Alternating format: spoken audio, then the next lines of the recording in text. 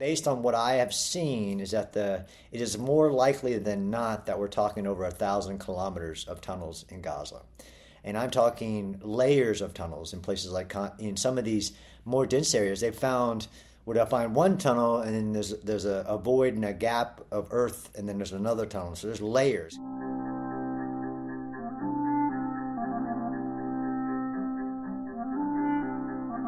Now that there's a fragile ceasefire in place, it's time to ask what to do with the tunnels in Gaza. Now, tunnels are not new, and they're not new in warfare.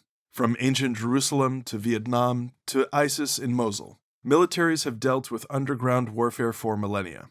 But the scale, the purpose, the strategic role of Hamas's tunnel network is fundamentally different from anything we've seen before. Gaza is approximately 140 square miles. There are at least 600 miles of tunnels below its terrain. There are likely more tunnels in Gaza than there were roads before the war began. But it's not just the density of Gaza's tunnels that is unprecedented. For the first time in history, a military force built its entire strategy around its underground, deliberately constructing tunnels beneath civilian infrastructure, schools, hospitals, homes, not to protect civilians, but to use civilians as human shields. This wasn't just tactical, it was the primary means by which Hamas intended to achieve its political goals. Welcome to the Tikvah Podcast. I'm your host, Jonathan Silver. My guest is John Spencer, a leading expert on urban warfare and military history, the co-director of the Urban Warfare Project. John has visited Gaza many times since October 7th, studying these tunnels firsthand and speaking with the Israeli commanders who've had to fight in them. Today, John walks us through how Israeli forces had to remap the battlescape and reimagine warfare, learning to fight simultaneously above and below ground. We'll discuss the psychological demands of entering the tunnels as a soldier, the innovative tactics that turned Hamas's greatest defensive asset into an Israeli offensive advantage, and the immense challenge that remains. What do you do with hundreds of miles of tunnels now that active hostilities have paused? If you enjoy this conversation, you can discover more big ideas and in-depth analysis on Judaism, Israel, America, and the West at tikvahideas.org. Subscribe to access our full library of podcasts, videos, and essays, and join a growing community focused on Jewish life and the glories of Western civilization. You can subscribe to the Tikvah Podcast on YouTube, Apple Podcasts, or Spotify. I hope you leave us a 5-star review to help us grow this community of ideas. I welcome your feedback on this or any of our other podcast episodes at podcast@tikvah.org. If you're interested in supporting the podcast and bringing these conversations to a wider audience, we welcome potential sponsors. Please email us at podcast@tikvah.org. And of course, if you want to learn more about our work at Tikvah, you can visit our website, tikvah.org, and follow us on Facebook and X. Here now is my conversation with John Spencer. John, welcome to the Tikvah Podcast. John, thanks for having me. Okay, well, our subject today are the tunnels in Gaza. And I know that you've recently taken a trip to Israel, you visited Gaza, you learned a lot about the tunnels. Before we get to the subject I really want to discuss, which is now that this round of active hostilities has come to a close, what should happen with the tunnels? Before we get to that, there's a lot of context that I'd actually like for you to lay out for our listeners. You've written that what Israel has had to face in Gaza represents a unique first in warfare. Now, for somebody who's so steeped in military history, that's a bold claim. It's not like tunnels are a new instrument of war. So before we dive into some of the details, I want you to just give our listeners a sort of top-line answer. What makes the tunnels of Gaza fundamentally different from other kinds of tunnel challenges that militaries have faced in history? Sure. So war is the pursuit of political goals. So really at the strategic level, the tunnels of Gaza are unlike any that we've seen in warfare, which, like you said, from the ancient Battle of Jerusalem, you can go today and do Hezekiah's tunnel in the city of David, ancient Jerusalem, and understand how King David's army infiltrated through the ancient city, through the tunnels. There's nothing new about tunnels in warfare, but from the strategic level, to have the underground and all of its tunnel networks and everything that you built to be the primary means, because in warfare we do ends, ways, and means, the primary means to achieve your political goal. So for Hamas, all that Hamas is, all that Hamas built, all the strategies that Hamas deploys, this is the first war, which is armed pursuit of political goals, in which the underground is more important to one of the sides than the surface. So that's why I wrote that piece you're talking about from the political level, from the very strategic level. The underground for Hamas was where it was going to survive the military superiority of Israel, is where it's going to put its leadership, is where it's going to hold the hostages, it's where it's going to put its capability. Mm-hmm. It's the most important thing on its freedom of maneuver. But really from the political goal, right? So the idea, everybody can pretty much understand that Hamas, even though it was this large terror military force, had no intention after the invasion of defeating the IDF on the field of battle. It was a strategic game of understanding the history of Israel's wars, that there usually is some reason why it must stop. International condemnation, international consideration of power, the great powers, all of these things. So for this, from that very top level, I hope people understand, it's very unique, right?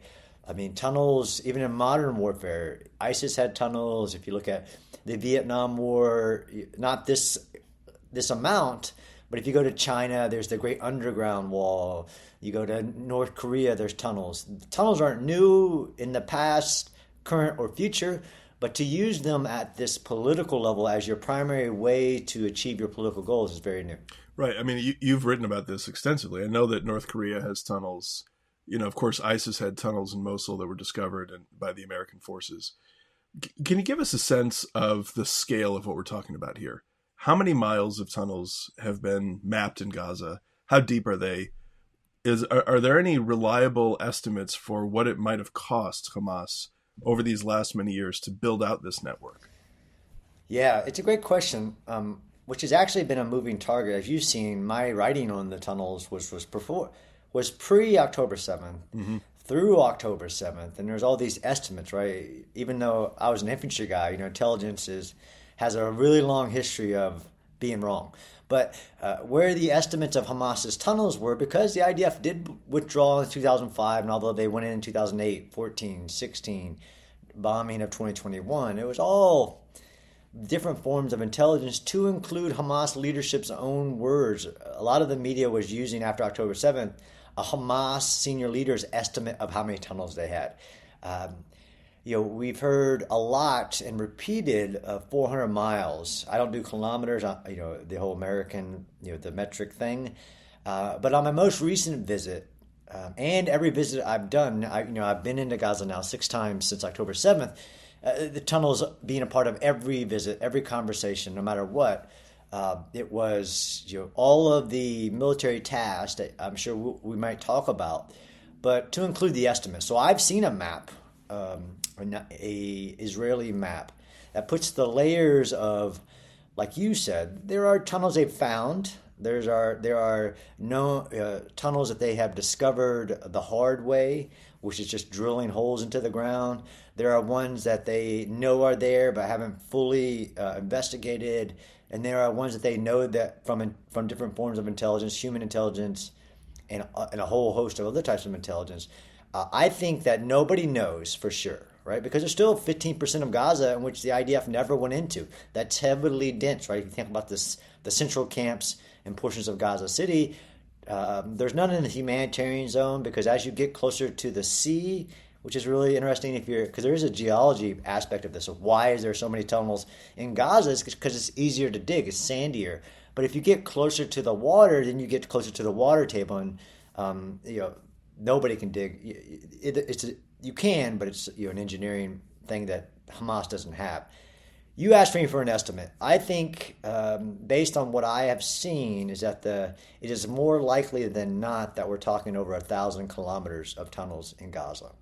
And I'm talking layers of tunnels in places like in some of these more dense areas. They found where they'll find one tunnel and then there's a void and a gap of earth, and then there's another tunnel. So there's layers. Because I questioned the original like 300 miles. I'm like, Gaza is 25 miles long, 5 to 7 miles wide at its widest point. Like, how do you fit 300 miles, longer than the New York Metro, the Seoul Metro, the Tokyo Metro, than anybody's metro system in the world? Gaza, Hamas, now you asked, it has done it, right? So I think it's over 1,000 kilometers, but I also put on the X factors. You don't know until you get on there. And this is where the IDF I found fascinating, to include what they call doing statistical drilling. I was actually in Khan Yunis with the 98th Division back in February 2024, where they were looking for a tunnel that they had been told through human intelligence, you might want to go back and look in this location. And they still couldn't find it. And then they were drilling, what they drill into the ground and put a camera down to find if they have a general idea where it's supposed to be. In places like the Gaza-Egypt border, where those are strategic tunnels of resupply to the enemy, they had to make sure they found all the tunnels. So they were drilling into the ground every 8 meters for 10 miles to make sure, all the way down to the water table, that there were no tunnels. And that's how they found all these tunnels, that most of them weren't even being used, because even, in my interviews with like General Gallant, Hamas has evolved. Some of those tunnels were not being used. Some of them were, of course, and that was the oxygen of the resupply. But you asked about the cost. So there's the estimate of how many is there. Hold on one second before you get to the cost, which is really important. Yeah. But I just want to underscore what you've just said. You talk about the density and scale, because I sort of don't naturally think in kilometers. So I just did a quick calculation. These might not be like 100% accurate, but to give our listeners a general sense, okay, Gaza is about 140 square miles. Okay, let's say. And what you've just said is that there's over 600 miles of tunnels in that space. Correct. That's how dense we're talking about. Absolutely. And if you look at it, and everybody wants a map, and there's no public map. Mm-hmm. I've seen like renderings of it, but it's like a spider web. And there are so many different forms of tunnels too. Like there's the large ones you can drive trucks through, to a tunnel between a few series of buildings. And there are echelons of tunnels, and each brigade within Gaza, the 5 brigades and the 24 battalions, had their own diggers, and it was a whole occupation. It's just like Swiss cheese. It's cities underneath that, all of those cities, of different types of tunnels. There is the kind of the classic Hamas tunnel that anybody can dig with a hand tool, in which they have concrete bracing on the side and an arch on the top. So the whole collapsing. You don't need advanced engineering. And then you have like the Erez tunnel that went all the way up to like 100 meters to the border with Israel. That was 2 miles long, and you could drive trucks through it. Like, you need advanced engineering for that, and steel bracing and all of these things. But yeah, the density, it's insane. If you really walk the ground and know that every step you take, it's more likely than not, just by the sheer density of the tunnels, that there is a tunnel underneath you as you're walking. No matter where I've been, Netrim Corridor, Safdi camp in Gaza City, there was a tunnel underneath you, most likely. I mean, just thinking about it, I don't know if this is true or not, but given what you've told us, that there are multiple dimensions, that there's layers upon layers going down, then to me at least, it stands to it's not crazy to think that there might be more tunnels in Gaza than there were roads in Gaza before the destruction happened. No, I think you could make that with a fact. Yeah. I mean, if you think about the main roads, you have the kind of the Ocean Road, and you have the Central Sector Road, and you have all the little neighborhood roads. Absolutely, you could say there's more tunnels than there are roads, and that's where they invested their infrastructure. I mean, why did Israel have to build roads during this war, even for civilian evacuations? Because there was no investment in that.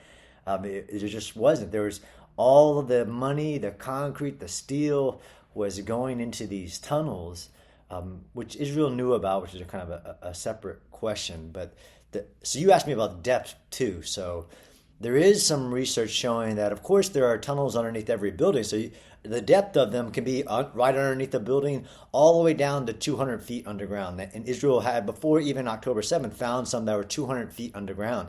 If you think about a bunker busting munition, which I'm sure we'll talk about destroying, even a 2,000-pound bomb is going to penetrate maybe 50 feet. You can alter it to make it a penetrator, things like that. And there is a way to drill, and Israel has really kind of patented the ability to drill under the ground, as in take a penetrator and bomb and hit it and hit another one and hit another one, just all the way down. And that's how they've gotten, Mohammed or Sinwar. That's how they got Nasrallah in this drilling. But so from underneath every building down to 200 feet underground, where no bunker buster can really reach, is the depths that you're talking about, and then everywhere in between. So you mentioned the costs. What would be a way to just begin to conceptualize how much this would have cost? There is a statistic I saw. It depends on the type, which one of the tunnels you're talking about, because they're luxury tunnels. There's literally luxury command tunnels in Gaza, where, like in Khan Yunis, for Hamas leadership, had air conditioners and ceiling fans and fancy tiles and kitchens and all this stuff. Easily, by my estimate, there is an estimate, and I forget what it is, per kilometer, right? So then this is the whole numbers game. It's just easily over $1 billion of investment into these tunnels. But if you don't know the true number, then you can't make an estimate of the cost. And then you have to factor manpower, like what's the wage? There's the wage that the tunnel digger was getting, but what's the average wage?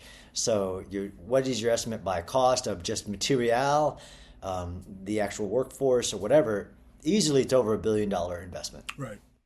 Okay. You wrote that the strategy of Hamas with these tunnels is a combination of tunnels and time. And you mentioned this before, that Hamas didn't really have a military goal, a serious, accomplishable military goal of defeating the IDF in the field of battle. But they needed the tunnels as a way to get to a certain period of time. Just explain their calculation, explain their strategy as they saw it.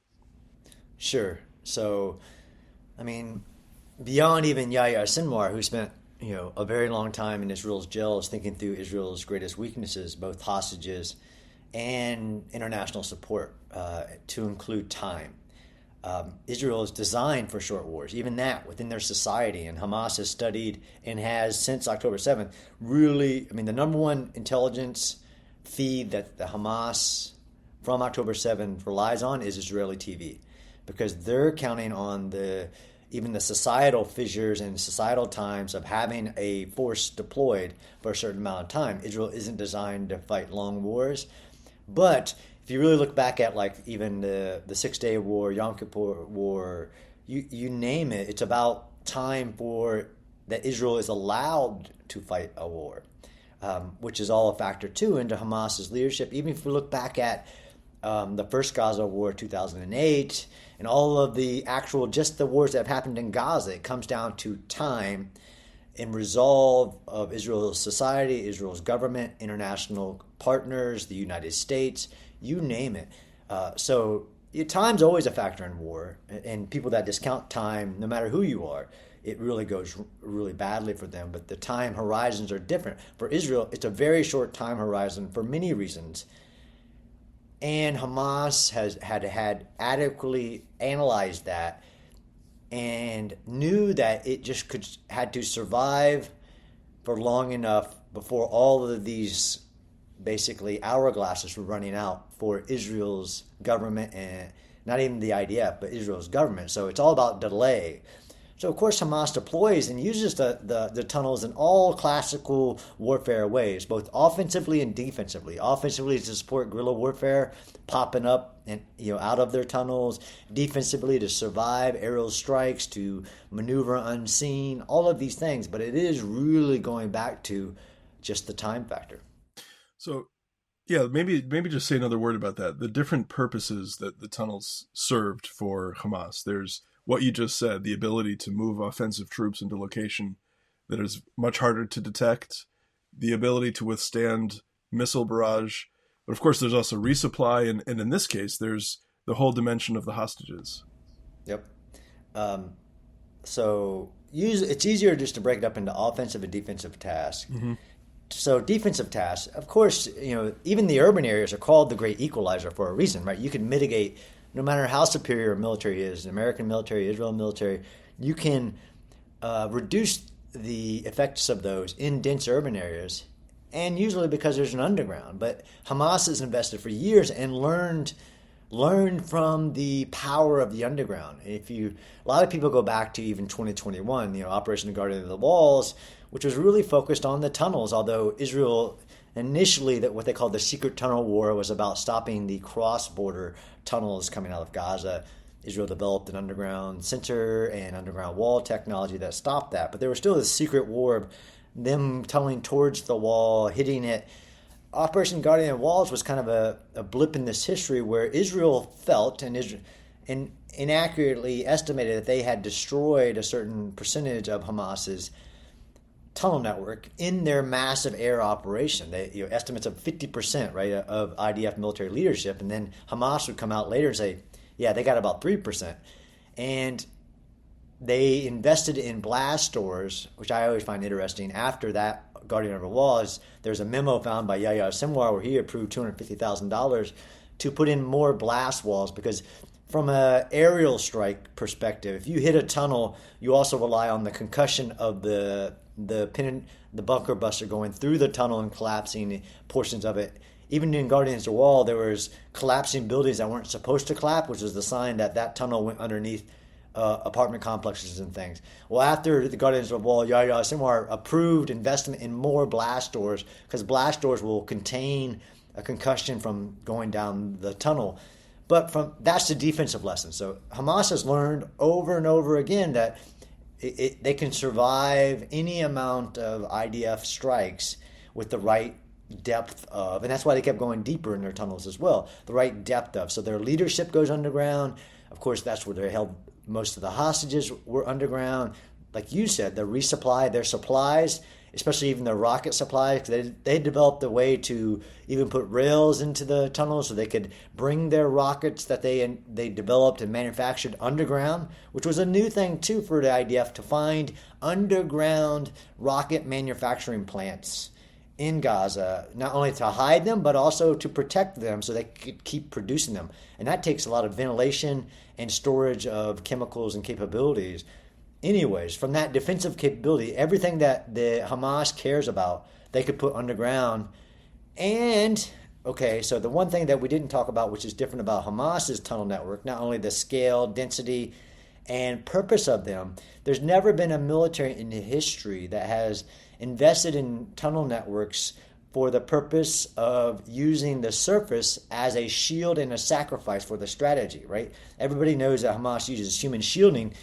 I just posted even the new Hamas leadership reiterates the sacrifice perspective, as in the tunnels are underneath every bit of the civilian, really the society.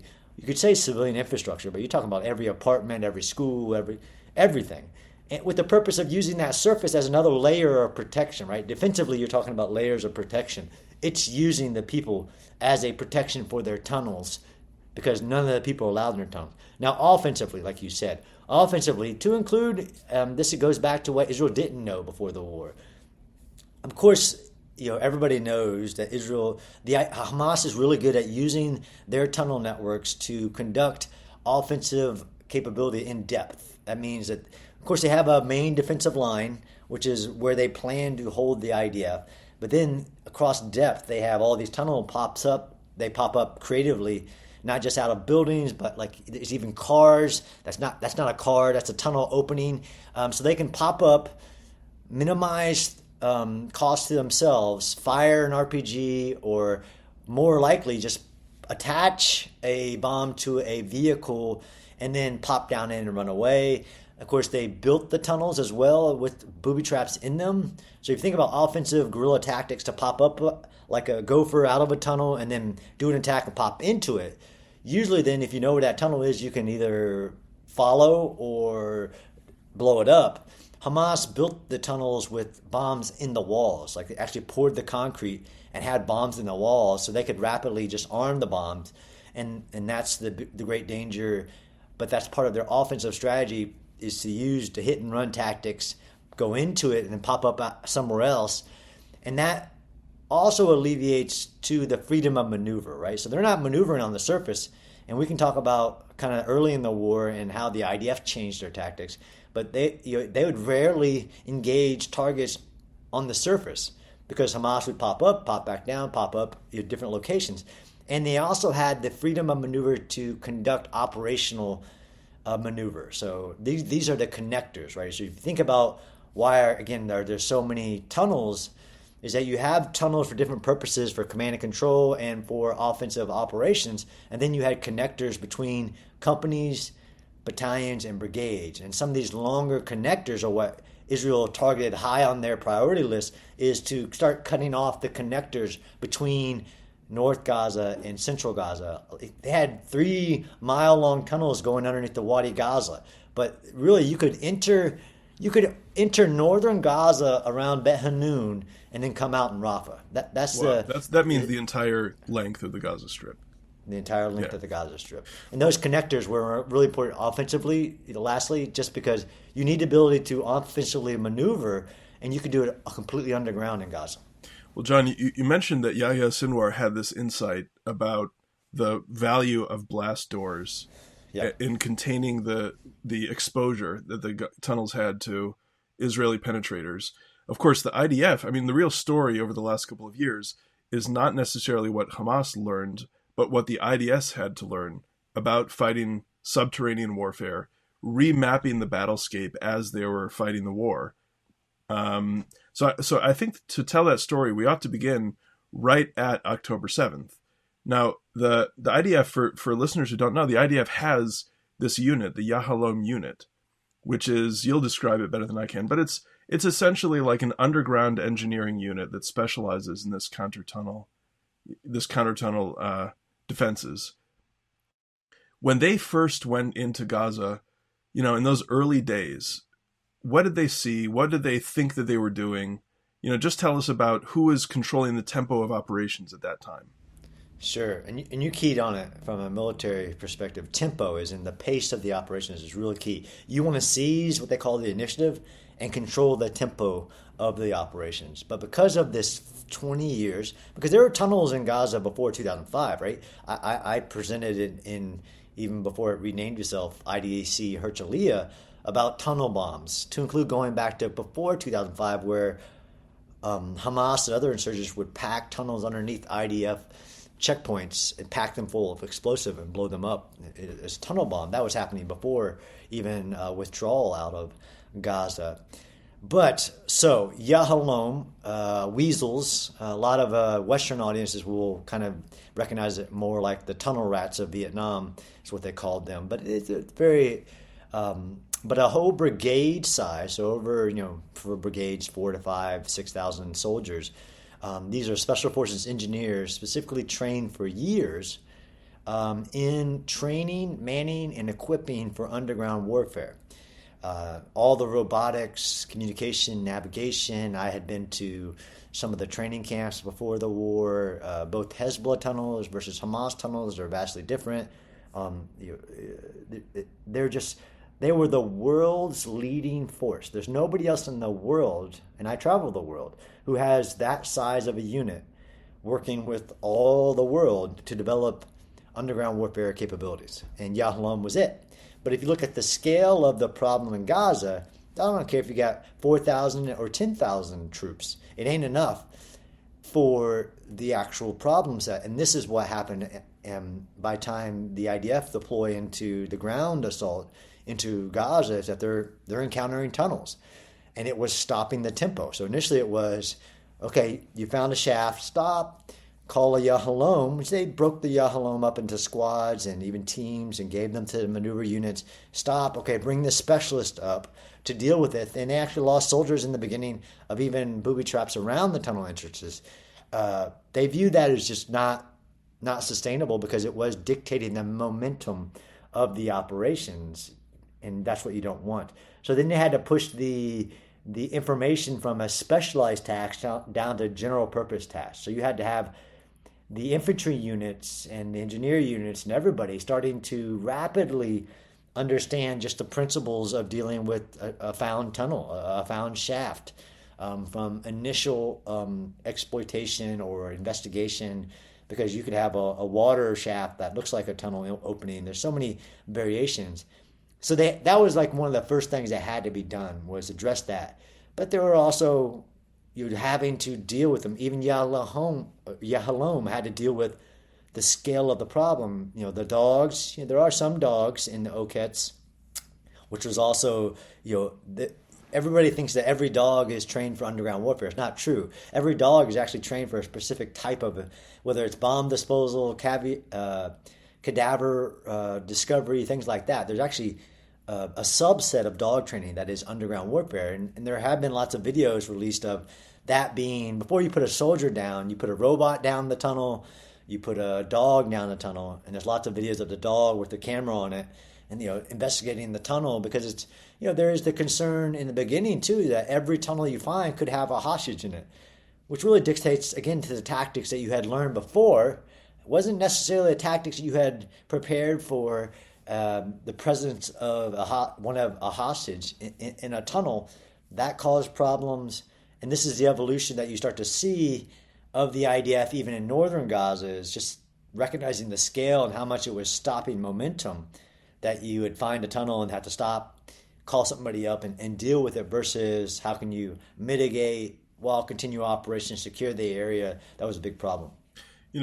I do want to continue talking about how the IDF learned about this and the tactics of discovery and what changed and so on. But I want to spend just a minute on this. On one of my trips to Israel after October 7th, I got to visit a Yahalom base, and there they invited, I think you do this with a lot of groups that are visiting, they invited me to go into like one of their practice tunnels. These are life size, and I went into like the level A easy tourist tunnel. Okay.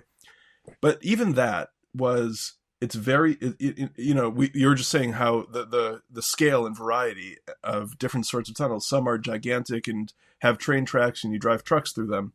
But this is the kind of tunnel where I'm not like, very tall. I'm about 6 feet tall, and I'm hunched over in the tunnel. It's pitch black. You're imagining, imagine that I was also wearing, I don't know, a pack on my back that has some kind of critical supplies in it that is weighing me down even further. You don't know the next step that you take, if you're going to step on an explosive, if you're going to step on a poisoned spike. The next step you take there might be a pool of water in front of you. You don't know how deep it is. You don't know if there's a door on your left or a door on you don't know anything.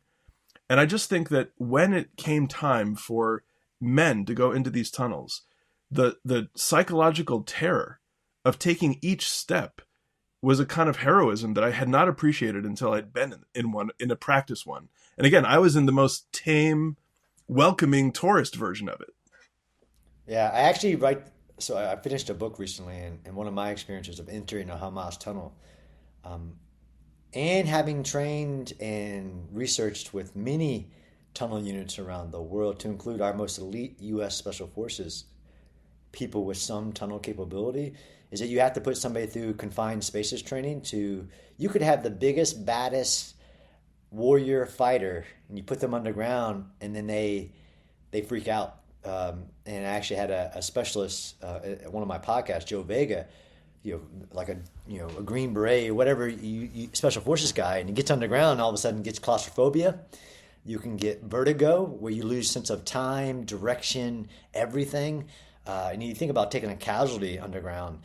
You're right. It takes a special type of individual to even enter the underground. There's even something psychological, as in, the underground, even our biblical text, like that's where the devil is. That's where the nightmares come from. Like there's something extra bad. But you talk about air, like even, what you have to do, and this is the horror that the hostages were put through, to be able to breathe underground and the contaminants that are underground, how it's almost like being in outer space or in deep underground more than.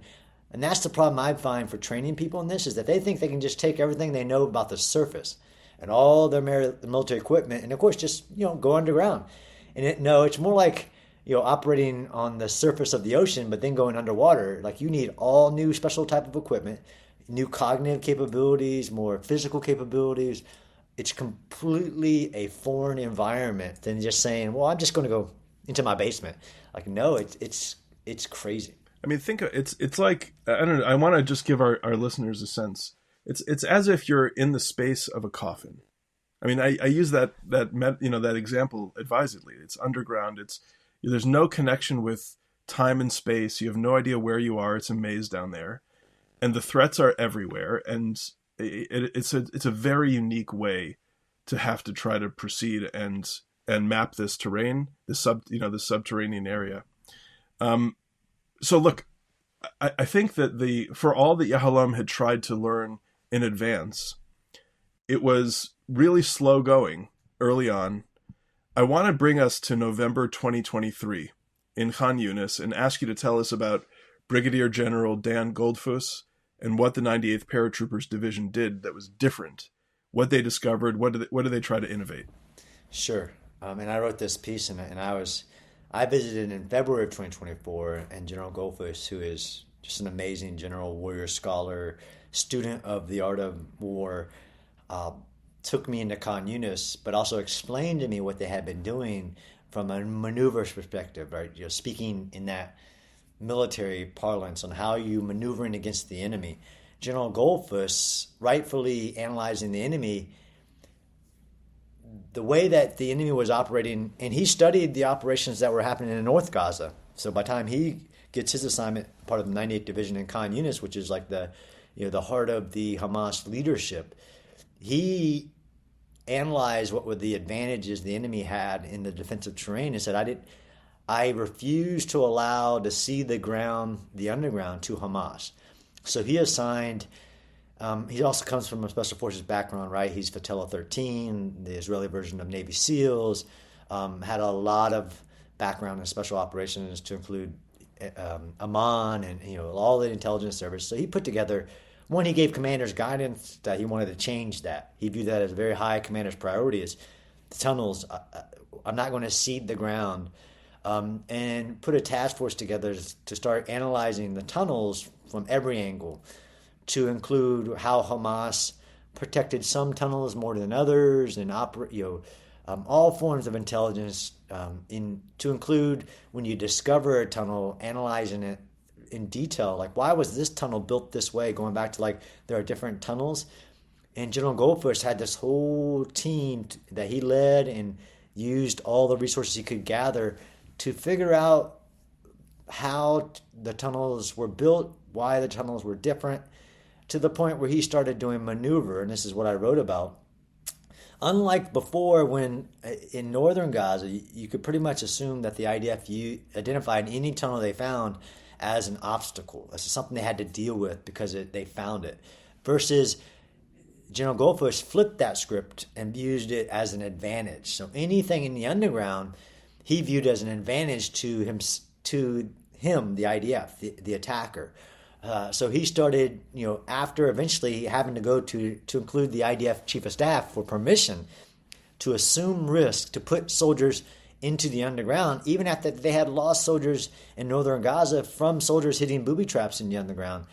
But again, after they realized, continuing to use all the analysis that Hamas booby trapped the tunnels after they were done using them. So once they know the IDF's there, they've used them for what they can, they lock and load them for booby traps, and then they withdraw. But if you could get into the tunnels before the IDF or before Hamas knew you were there, that risk was mitigated.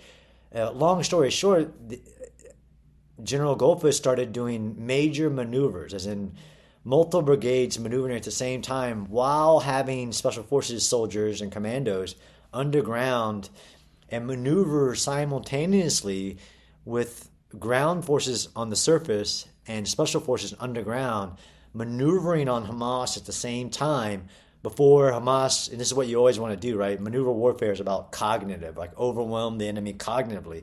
And he was maneuvering underground and on the surface at the same time, which is just unheard of, again, in modern history.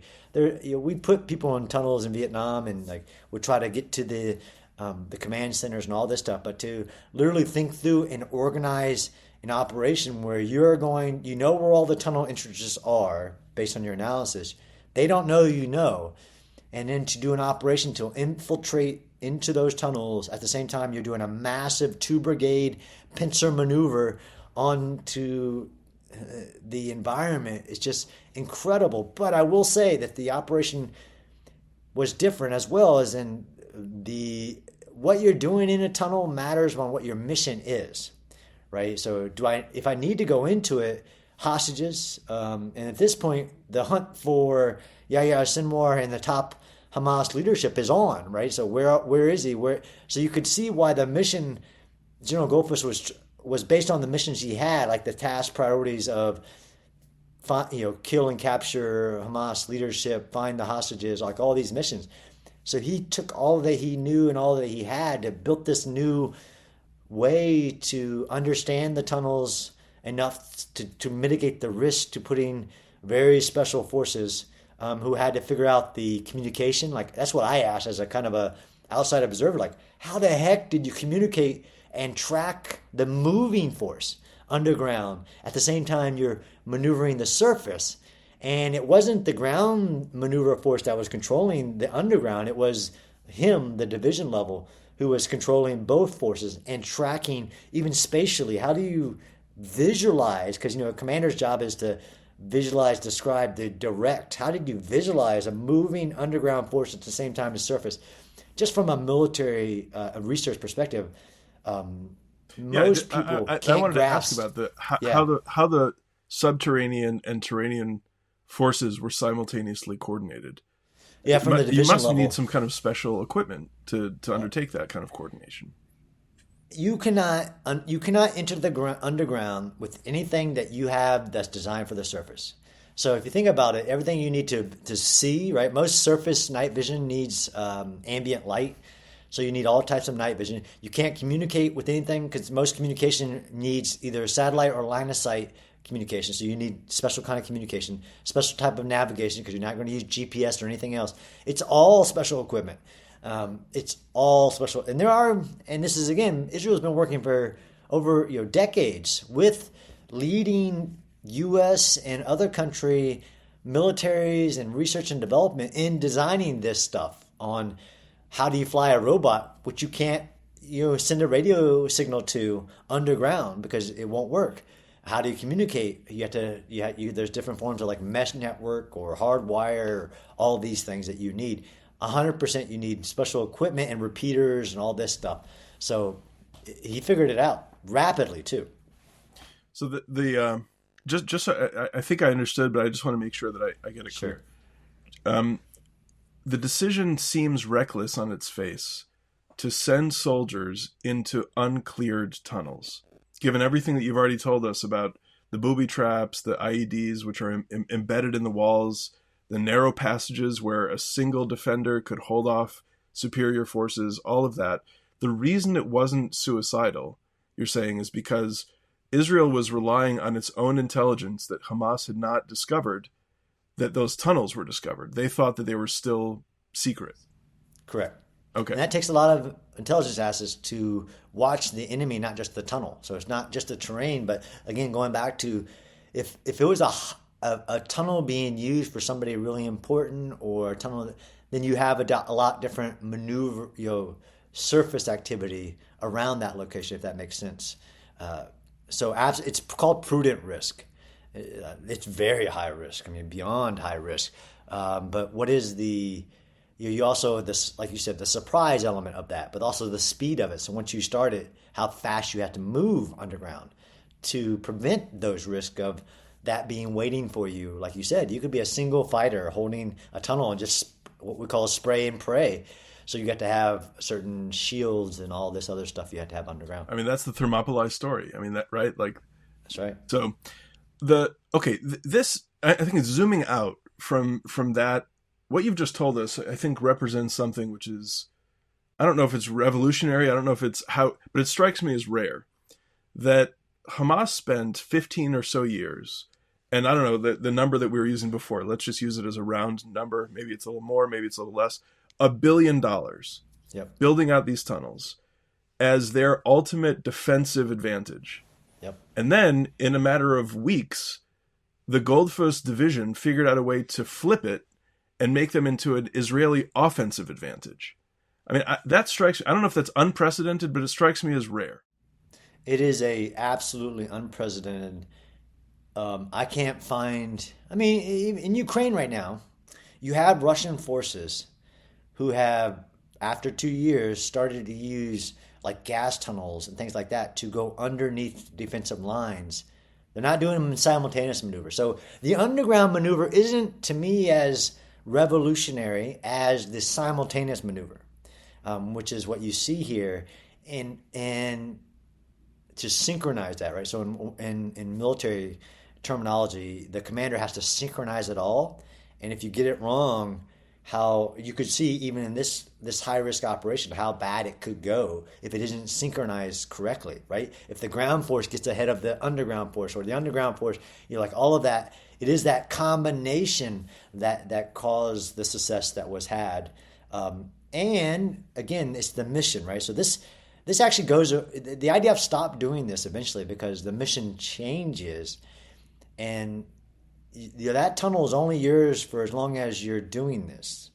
So that gets to, okay, do you leave people in the tunnel, which is which if you do tunnel training about leaving people in the tunnel to make sure it's secure, right, at every off branch, and how resource intensive it is. And then, which I know we'll get to, which becomes the strategic challenge for Israel to this day, is how do you destroy a tunnel, let alone neutralize the tunnel, which you can do some things. And I'm not going to say I was the source of, but originally there was a sponge component where the IDF had developed a way to seal a tunnel entrance really rapidly with a sponge, which is, it really gets you to like, okay, all the different tasks you have to deal with in the urban underground environment. If you're not on the ground, then you can't call it secure in the tunnel. And now you have all these offshoots, which is a real big challenge, and that most people wouldn't think about even in this maneuver that's being done. So let's turn to that very subject. All right. So how do you destroy a tunnel? How do you neutralize that as an offensive weapon, as a defensive hold? How do you actually do it? What are the alternatives available to you? Sure. So you said neutralize, and I'll make it clear. There's a big difference between neutralizing a tunnel, which is a short-term thing, versus destroy, which means it can't be used again. And I actually, because again, I've been doing underground warfare for a long time, going back to even recent Vietnam history, I don't know, how did the U.S. and Australian and others deal with the underground, and especially the destruction part, where they were using tear gas, they would throw grenades into the entrance, they would line charges underneath it. Like there's all these creative ways. Now we talk about post October 7th. Israel already had ways of destroying tunnels, right? These aren't the first tunnels that Israel dealt with, but Operation, or what they called Operation Atlantis, which was one of the creative ways after October 7th that Israel tried to destroy a tunnel, which is where they tried to flood the tunnels with seawater and fresh water, actually. Where they brought in 5 massive industrial level pumps and the hoses, and they could that could fill an Olympic pool in 6 minutes. And they started to try to flood the tunnels. It was a failure because it didn't work to destroy a tunnel or even to fill and flush a tunnel because the tunnels are not solid tubes, right? So the water just seeps out the edges of the cracks in the concrete, and in some of these tunnels have drainage in them. So like I met with a unit in December of 2023 in Bet Hanoun that had filled a tunnel, and it took 2 weeks to fill a very company level size tunnel, and it worked before it pushed the fighters up, but basically a failure because it does not destroy a tunnel. Maybe it flushes the tunnel. Before this, though, the IDF did have the way of using a liquid explosive to put into the tunnels all the length of the tunnel, and you basically have to drill a hole every 50 feet of the tunnel, and now you got a mile-long tunnel. Every 50 feet you drill a hole and you put liquid explosives in it, and then you explode it.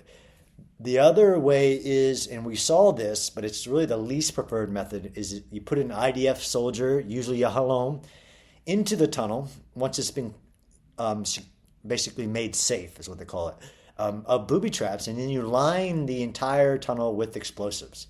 And there's been a couple of videos, but it's really the worst case scenario because the last thing you want to do is to put somebody in the tunnel. But if you had to, for you like some of these high level Hamas leadership tunnels, or these that I told you about, these long tunnels that connect areas that you want to investigate what's in them, you send the robot in, make them safe and whatever, and then you line the tunnel with explosives, even using Hamas anti-tank mines and things like that all along the tunnel edge. That's the second method, right? Liquid explosives, lined explosives. Then there's the issue of wet cement, which is what was used in, if you remember some of the operations, and I've actually been in one of the Hezbollah tunnels in the north from Operation Northern Shield, where they found all these cross-border tunnels that Hezbollah was making. And because of the reason you can't really go to the depth of it, Israel started to fill them with wet cement. You should just pause for 1 second. Yep. Because it's relevant to the reason why seawater and freshwater seeps out of Gaza, the Gazan tunnels, and why also you can't really go to depth in the north. I don't want to spend a huge amount of time in the north, but it's a useful comparison. But the critical issue, if I'm not mistaken, is the different geology of the land in the north and the land in Gaza. Which you got, if you want to study the Hezbollah tunnels, I mean, just massive amount of difference in because it's solid rock. So they're using like diamond tipped and other types of tipped drills and drilling their way through solid rock, which creates a really stable tunnel, right? You don't need to brace it or anything. It's a solid rock tunnel. It takes them massive investment in time and energy to do that. You're right, but water would work, although where are you going to get the water from, depending on where you're in the north. But also it doesn't, you could drain that out, right? You could pump that out. The issue with exploding a tunnel, which has actually been learned in Gaza, is that even destroying a tunnel with explosives doesn't necessarily call it destroyed and not been used. And the IDF did explode tunnels, and then a week later there's a Hamas fighter popping out of that same location because he's just digging the burden that fell into it. They're digging it out and still creating a way. And you could that's why a bunker buster doesn't work either, right? If you bunker buster a tunnel that's a mile long, it collapses that segment, and you can either re-dig through that segment or you can dig around it and create a offshoot of it. But wet cement is extremely expensive. So I think the estimate is for 1 kilometer of tunnel is 2.5 million, or it's 1,000 tons of wet cement, and it cost about $2.5 million. So it's extremely expensive, resource constrained. If you're talking about 400, 500, 600 miles of tunnel, that's billions of dollars. It's cost prohibitive. Although they have done it in Gaza. So this is the third way that has been deployed in Gaza. And really one of the great examples is the European hospital where they killed Mohammed Sinwar. Because of the sensitivity of the civilian infrastructure, you can't use explosive, but you want to seal it and make sure it's been sealed. And the greatest way to seal something to make sure it's sealed is make it harder than the dirt around it, right? Yeah, you can dig another tunnel. You're not going to dig through that cement as easily as you are some other location. So it's really the one method. Now, in order to deal with the cost, though, so you want to create a way, and Israel, I don't want to give away too much, it has developed a way to create a new substance that is cost less than cement, but it increases the PSI, right? This is the geology perspective of how hard is what you're putting in place of it. Yes, you can use explosives. It works for a while. Technically, they could dig it out. You could also dig it out and fill it all in, and that's another way that will be deployed. But if you fill the void with something that's harder than dirt, that's success in terminology of destroying it. And there are other types of filler that is not as expensive as cement, harder than dirt. So it's a good alternative.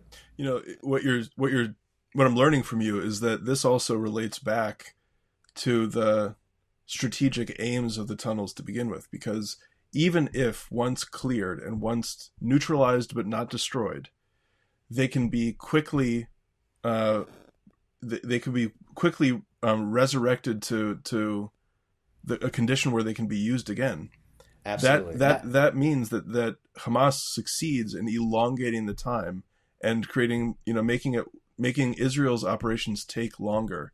They can't really they can't really control a certain area. They need to continue to return there. And these tunnels can be rehabilitated for use. That means it takes longer. And again, the goal, thinking tactically as Hamas, the goal is not to destroy the IDF. The goal is to get them to the clock where international pressure would stop them for it. Right, and I think they've failed in that as of right now. They failed in that. Right now they have international partners. But this tunnel challenge will still become, even for the stabilization force, a massive challenge. And like you said, which I think is important here about the Israel never, even beyond the yellow line. And when I was in the Netzarim corridor, which is a good example, like the Netzarim corridor, very established all the way to the sea, thousands of tunnel shafts within that corridor that the IDF, it takes a lot of time to locate the tunnel and then remediate it or destroy it. It takes unless you do that, what I call that statistical drilling, you can't actually be sure unless you dig out the ground. In order to be sure that there is no military infrastructure in the area, it's going to take a lot of work and time to find and destroy in some way, because it isn't just for Hamas, which is what was happening, right?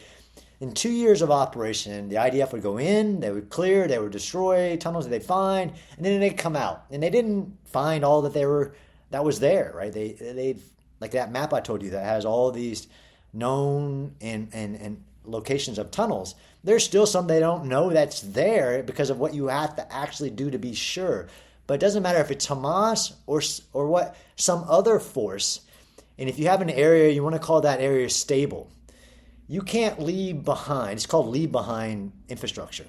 And it's actually historical. If you go to Bakova tunnels in that I've been into in Israel, or Masada that was used after it was built, right? Somebody can use these military infrastructure for their purposes. So if you're an insurgent force, that's not what Hamas is yet. But if it was, or any insurgent force that's trying to rail against the power that is there now, if you had this military underground world to hide your operations, to conduct your guerrilla warfare, it would cause instability, not just to defeat, we're talking about defeating Hamas right now, but even to create stability in Gaza. This becomes your strategic challenge to demilitarize an area for not just from Hamas, but from any insurgent force. Yeah, so I think I want to ask you that question now from the other perspective. Let's say, I suppose the question is what not only Israel, but what other military planners can learn from what Israel has tried to learn, mapping this battlescape and fighting this war over the last couple of years. Don't you think that Hamas has essentially created a playbook that future asymmetric adversaries will be able to copy? Meaning they can build an extensive underground infrastructure, integrate with civilian populations, use time pressure through international opinion to neutralize conventional military superiority. And that is a recipe that I'm not sure the Israelis really were able to figure out how to solve for. Yeah, it's a great question, actually. This is where I said, hopefully we never see a Gaza again. Even if you go to North Korea, they have underground naval bases. Like the underground, and even the U.S. military has, deep strategic capabilities underground to protect them from strike. But this building your military infrastructure underneath your civilians for the purpose of using them as a shield is a war crime that was allowed to be done literally under the United Nations, right? The UNRWA headquarters in Gaza had a Hamas underground command node, like a computer network bank under it's lunacy to think that they wouldn't. Much like UNIFIL, their tunnels underneath, all that aspect of the world has to recognize what Hamas built wasn't just military infrastructure. It was this war crimes of building a world underneath the civilians for the purpose of using the civilians. And I don't know of anywhere else that's the goal. Usually, and I don't think we talked about this, usually you would build an underground under your civilians to protect them in war. And this goes back to, 300 miles of tunnels, if that was how low the estimate was. Every member of Gaza, every civilian of Gaza could fit in those tunnels with ease. And the tunnels that I've studied in other places like Ukraine, when Russia attacked, the civilians, 1 million civilians in Kyiv went into the subways and went underground to escape. Right, this is like London during the Blitz. That's right, London in a Blitz. Yep. Churchill was moved underground. I honestly hope, but you're right, this is why it was so important to beat Hamas, is that there is no asymmetric. I mean, although Yemen, the Houthis moved a lot of their capabilities underground, but even they didn't put them underground under their civilians because they want to move them into the mountains. That's the uniqueness that's here as well, is that you can't give an enemy that level of the sanctuary, even though you know they're doing it, to build this strategy of a world underneath the civilians and the amount of investments. It wasn't Israel's fault. It's just Israel knew that they were building these tunnels, but it's really the world's fault. If the world doesn't want to see another Gaza underground, then it takes leadership, it takes attention. Yes, let's call out what was built by the clear evidence. Although I've seen people arguing to this day, like, well, there weren't tunnels under hospitals. There wasn't a tunnel. I mean, Mohammed Sinwar wasn't killed underneath a hospital. Like, it's in print. Like the insanity of people wanting to wish away what Hamas built. We can't let it happen again, because the cost to. Yes, but your question, John, was two-part. I don't think we'll see another Gaza, and there isn't. I don't know of another Gaza being built in the world right now, like all this strategy that I'm talking about. But the lessons that can be learned is that for an attacking military, right? There's a difference between the defender and the attacker. Lots of defensive property. I tell people to go underground. You should put capabilities underground in the modern lethal battlefield. And you should be able to do it rapidly, to go underground if you're stationary for any reason.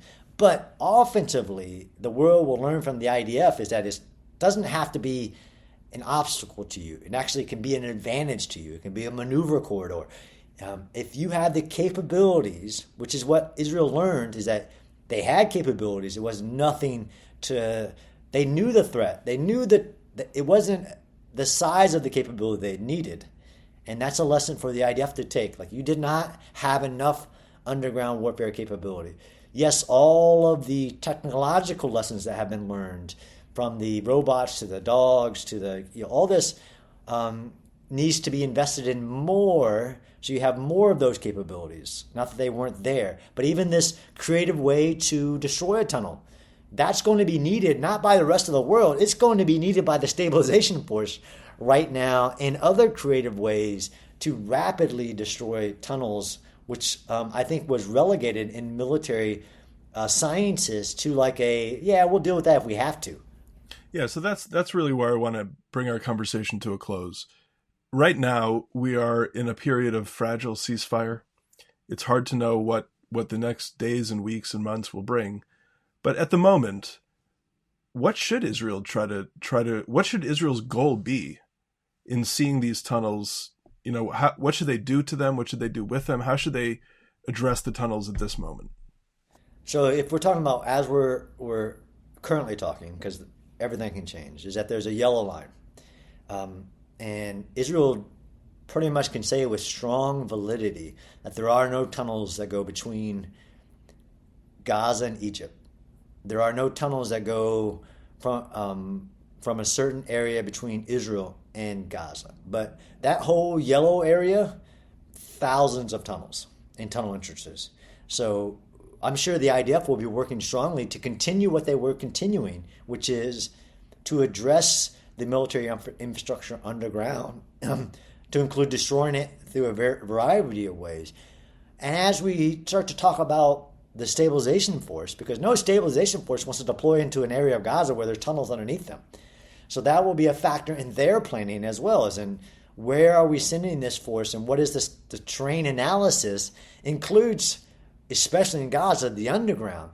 So if we start leaping forward a couple steps to building stable areas, bubbles in which even the humanitarian zones, which, again, why was the Al Mawasi humanitarian zone picked? There's no tunnels there. It's just not possible because of the water table. Is that as you build stable areas, this will be one of the highest planning factors for the IDF, but also in their buffer zone, but also for the areas in the yellow zone that might be used for whatever reason, basing or whatever, is how that's going to be done and the resources necessary to ensure that the underground is clear of a threat. Doesn't the foundations and the stability of the terrain matter? And wouldn't that have an impact about how you think about dealing with tunnels? Because you can't just explode them and then build buildings on top of the void. How you fill a tunnel matters short term for a military objective and long term for the future of the ground, right? So this is the issue of the stability of the ground, right? You have a Swiss cheese under Gaza. People talk about the amount of time it will take to reconstruct Gaza just from an unexploded ordnance. And the estimate is 10 to 15 years if you had a lot of resources for demining that it would take. Now you talk about the underground. Nobody has an estimate because it's never been done.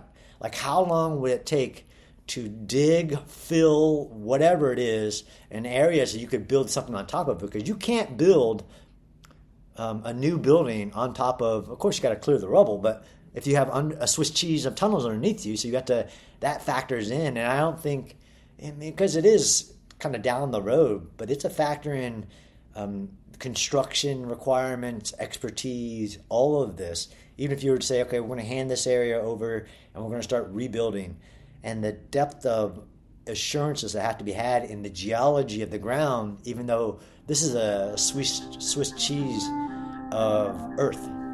This conversation was recorded on October 21st. John Spencer, thank you for joining us. Thanks for having me, John.